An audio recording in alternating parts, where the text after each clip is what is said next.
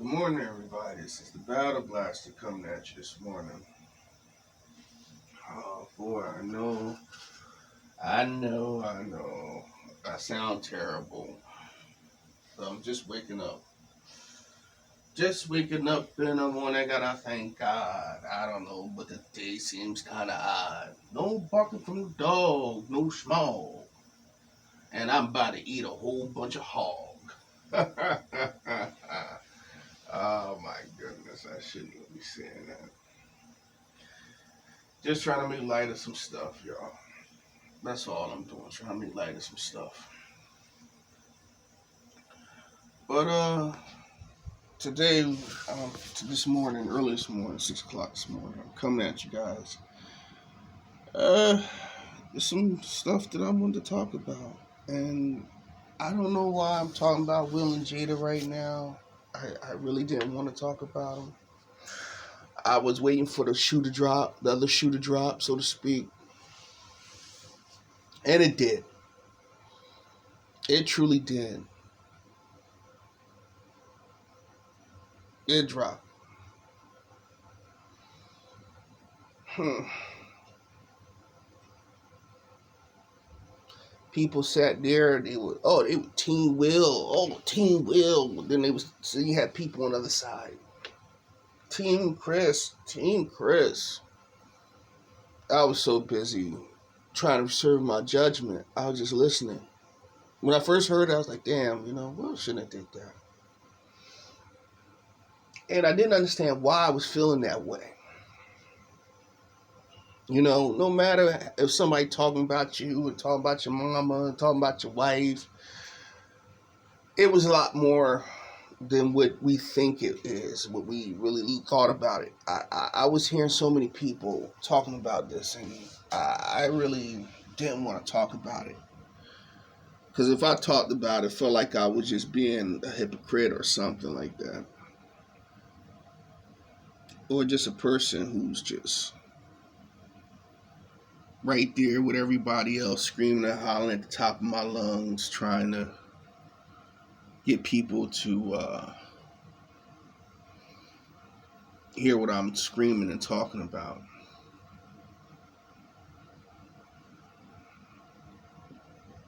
But like throwing my little 2 cents in or something. But this is just me right now, letting after everything done fell, because I knew shit wasn't done yet, and it still ain't done. I've been hearing people talking about suing Will, like, oh, if I was Chris, I would have sued him. Talking about the Academy suspending him so he can't never come back again. I think. Which is his fault basically, because he could have handled that shit differently.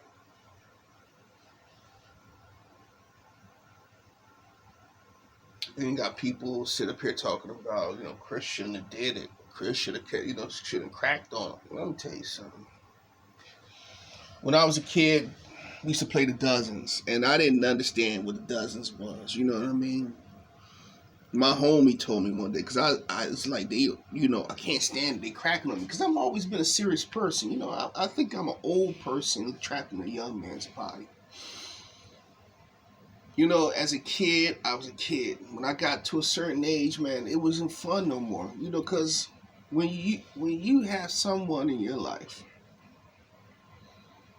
who you love, who you think is like they're they're like so indestructible. They're undefeatable. That's the way a lot of us look at our parents. Or our fathers. I looked at my dad like that, undefeatable. Nothing could happen to him. He was just untouchable. And one day he has a stroke. I thought a stroke was like a heart attack. You know what I mean? 12 years old, don't know nothing. But I remember my first time seeing that man in the hospital. I just shattered. I saw him like I never seen him before. A 12-year-old kid sees his father like that, hanging on to life. Just everything I thought, just destroyed. Just all shattered. Just boom, done. So I seen life. Every day I started looking at life as a very serious thing.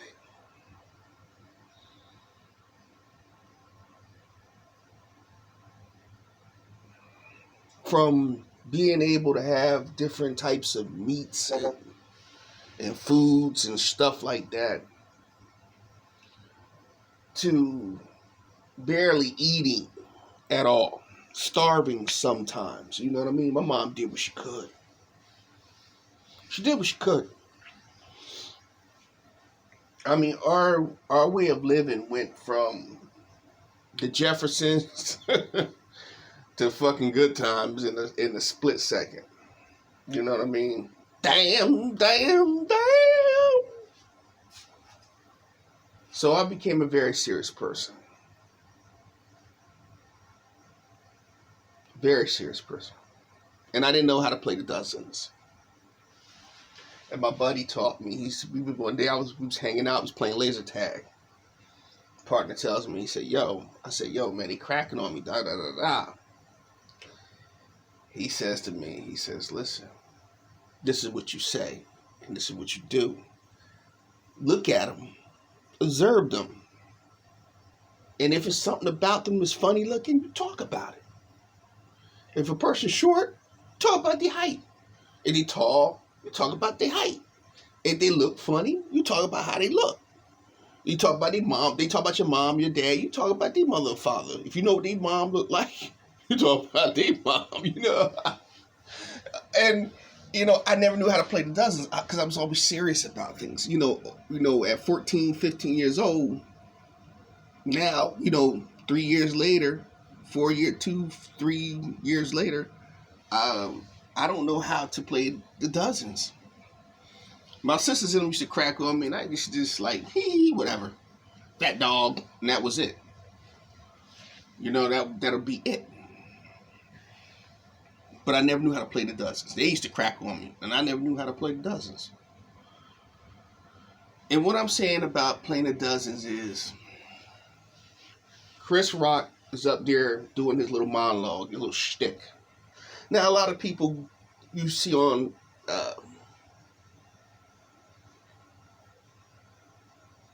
on YouTube and other like little podcasts or whatever, people are talking about it.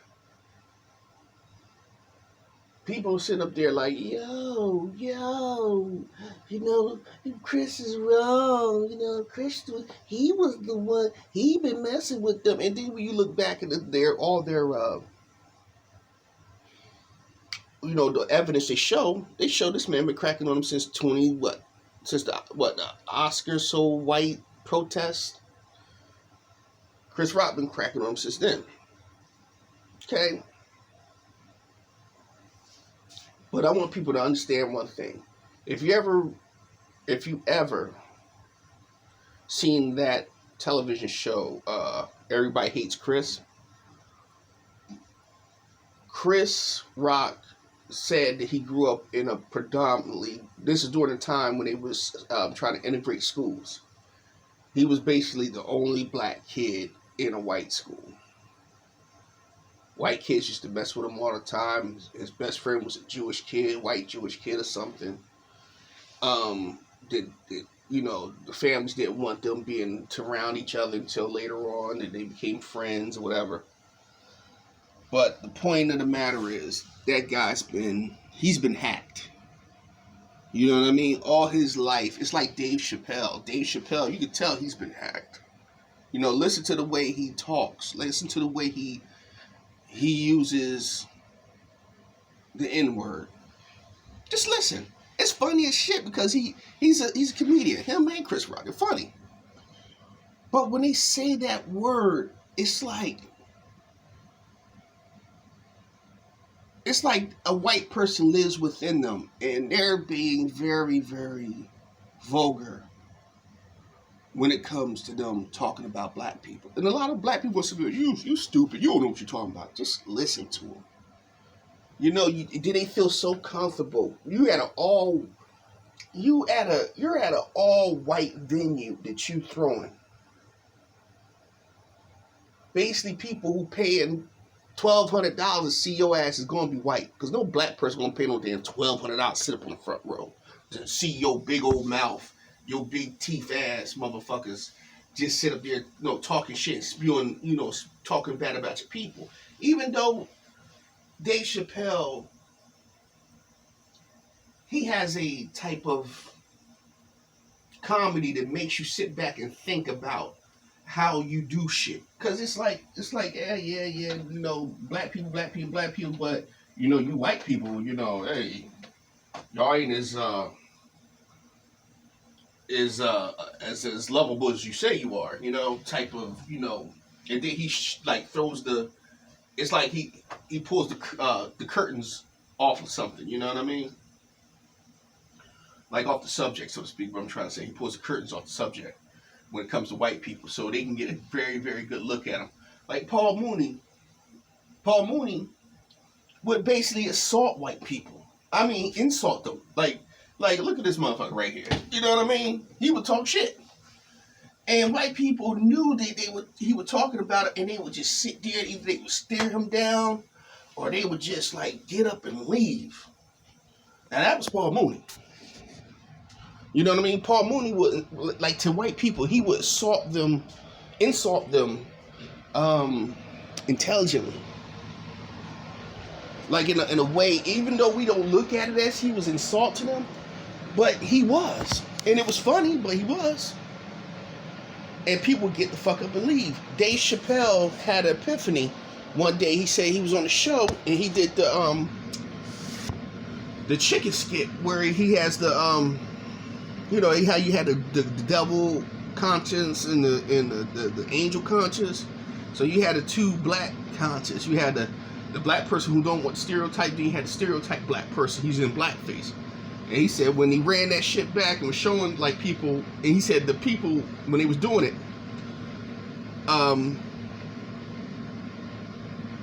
the people the cast, the crew members, the crew members and everybody who was there watching it, they were cracking up. And he said the white people, the way they were laughing. And I've always said this. Make a joke. And if white people laugh harder than what is need to be laughed at, they look at that as you joking on yourself. Or they really look at it as, yeah, that's the way black people really are. They show their racism through how they really truly feel. It comes out through their laughter, and you can hear it. You can definitely hear it. And he spoke on that shit. I've always said that shit. Because I remember one time I made a joke years ago, and it was an uncomfortable joke for me. And I remember I worked for a car dealership years ago. I'm not going to say the name of the car dealership. But the owner, the way he laughed, now this is back in 95, 96, the way he laughed, because he never laughed. Like, he was very straight-faced. And the way he laughed was like gut-busting laugh. Like, oh my. Like, oh, it's so fucking true. And I was like, okay. And I remember sitting back and I was quiet for the rest of the trip because he showed me who he really was through his laughter. And you know what he did? He giggled here and there throughout the whole trip. It was still registering in his mind. And he asked me, why are you so quiet? I said, I'm just enjoying, we on a dealer trade. So I'm like, I'm just enjoying, the ride, the scenery. I said, I've never been out this area before. I said, if I ever went out this area, I might get hung, right? And he laughed again. And he laughed very uncontrollably. Because again, just to make sure I was right and correct, this dude laughed uncontrollably. I was like, wow. I said, this motherfucker really feel like what I'm saying, like he really enjoying the shit. Because, you know, it's not him enjoying it. It's just the fact that he can see these motherfuckers out here hanging me. He knows it's true. So, you know, getting back on the Chris and Will's situation is, when you sitting out there, you cracking on somebody. Now, are you doing your comedy stick? Let's talk about the comedy stick first. When you talking about there's blacks and there's niggas, is that a true statement? I'm not going to say anything because, number one, I'm not going to put myself in that pitch. I wouldn't have never did that skit in front of white people. That's a skit you never do in front of white people. There's a lot of shit I can look at him and Dave Chappelle and say, they're skits you should never do. There's a lot of skits that with other black people I can sit back and say you should never do. You know what I mean? In front of white people. Bruce says shit in front of black people that's funny that we can relate to. But when you put shit out there, and I remember people talking to me about that part. There's black people and then there's niggas. But certain shit you should never put out. Hence, the little crack joke that he did about Jada Pinkett Smith, which, to me, honestly, it wasn't funny. It truly wasn't funny. And it wasn't warranted for Will Smith to walk up there and smack the shit out of Chris Rock. Funny. Now, suppose it's a setup so it can make him look good to her, and they both in on it. You know what I mean? Just think, hey, look, check this out. You say something about Jada, I'm gonna walk up there and I'm gonna smack you, but I ain't gonna smack you hard. I'm just gonna feel kind of hard, but I'm gonna smack you. All right? And you just gonna, you know, be embarrassed. Look, all right, cool. All right, man, no problem, man. We gonna do this. I hope it works out with your marriage, man. You never know. This is what they could have been pulling off, and it went sideways. Remember, she side-eyed them. She laughed, and then she looked over him like, you ain't gonna do nothing? Like that look. And Will was laughing. See, a lot of people say, oh, Will had that nervous laugh. No, Will was laughing. This is the shit that pisses me off. And then you walk up there, you smack the dude in his face. You could have waited. You could have did it differently. You could have waited, brother, until after a commercial break and went up there and talked to him or pulled him to the side. Or you could have walked up there and put him in the headlock. Talking about my wife, you know, trying to play, playing joking, and, you know, and be like, hey, you want to do a G.I.J.? Come here. We're going to do a G.I.J. body slam on him. Come on, mama. You know, and act like you playing with him, and, you know, it didn't let him go, you know, or it smack him on his butt or something, or on his back. You know, I don't say on his butt, but, you know, on his back. And then just be like, you know, walk off and everybody be laughing, you know what I mean? Because it looked like you pulling the joke along with him. But in your mind, you're like, yeah, motherfucker, when I'm finished, when this is all over with, I'm going to check you out. He could have did certain shit certain ways. He didn't have to go up on that stage. He could have waited until after the damn, the after party. He could have waited until everybody started leaving when he would have stepped to him. But he went up there and did what he did. Like I said, I don't know, it could have been a setup thing so he could look good in front of Jada. And remember, when he got off stage and he sat his ass down, it was a part where he says, damn, Chris, he said, damn, Will Smith just slapped the shit out of me. And then he said, well, this must be the best night, the best night of television ever. And everybody laughed. And she laughed along with it.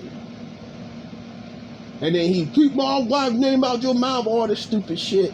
You know, dumb shit. This doesn't bother me. It really doesn't. This is going to fuck his world up. And then on top of it, a letter surfaced about his daughter turning around talking about I hope you're not dead, Tupac. Could you come back and make me and mommy happy and all this shit? Like you what the fuck? This woman is crazy. This woman poisoned her daughter, turning her kids against their dad. And then I heard a story again about a birthday party that this man put 3 years into the making of it, and she bitched and complained about it. The birthday was supposed to be a week-long celebration of her 40th birthday. I mean, to me, as a man, I could never, or I would never thought of that. I would have put together a very great, elaborate one-day birthday party, but this motherfucker was going to do a full week. Her favorite singer came out to see her. Mary J. Blige came to perform for her.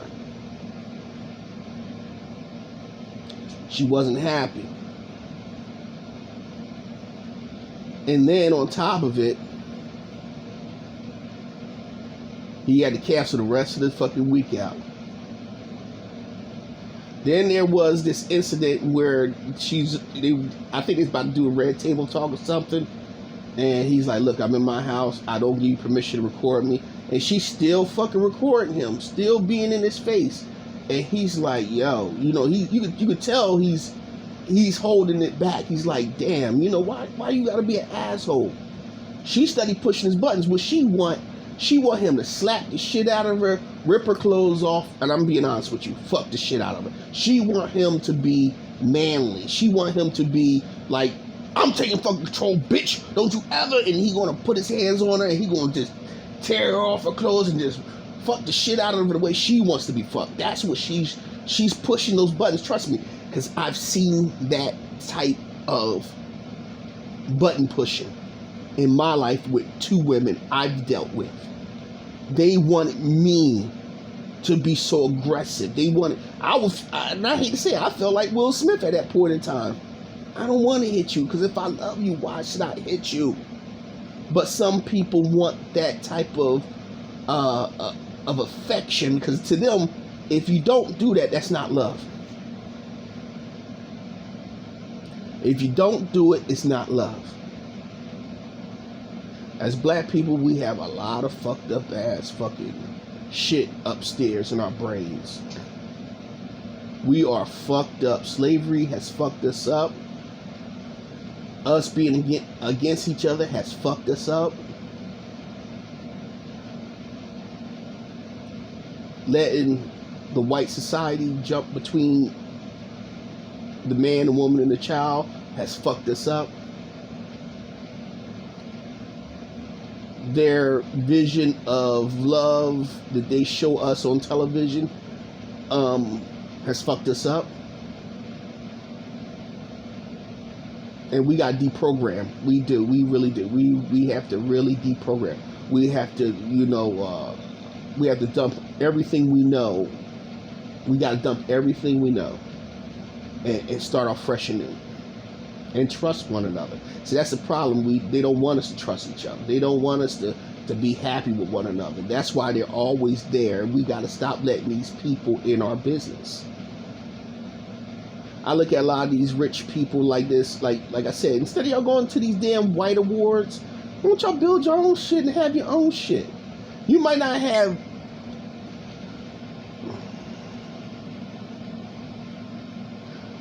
real quick, because I'm running out of time. You might not have all the support and access to certain things, certain avenues where you can get your work out, get everything out that you want to get out. But you can start doing it now. And you can go through internet. You can go through certain television channels that's willing to host it. Because a lot of them, the white big 3 channels, they ain't gonna host it. We know that, But you can run through the internet and host it. You'll break the internet. Have your own awards shows. Design your own awards and award yourselves. Stop trying to get them to look at you and say that, we see you, because they would never see you. Louis Gossett Jr. Won an Academy Award, and that man never really worked again, ever. A couple people, even a black woman, I forgot her name, she went through the same thing. But anyway, back to Will and Jada. And then it came out that Jada Smith said Will should have did it, and she don't need no protecting.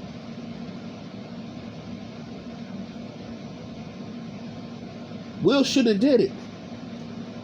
And he should have slapped Chris. And I don't need nobody to protect me. I don't need no man to protect me. Will, pack your shit up and head for the hills, brother. Let her, August Alsina, and whoever the fuck want to fuck her, let everybody have a turn. She's a doorknob, a wet doorknob.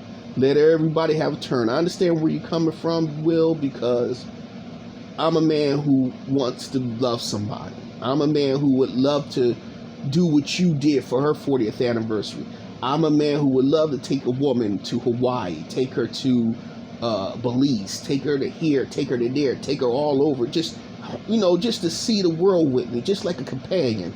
But my lover, my friend, my buddy, and just go places and see stuff and enjoy our lives, and let me be the man to you that you've been asking for. See, a lot of women, y'all ask for good men, and then your good man, the version of a good man, is a thuggish dude.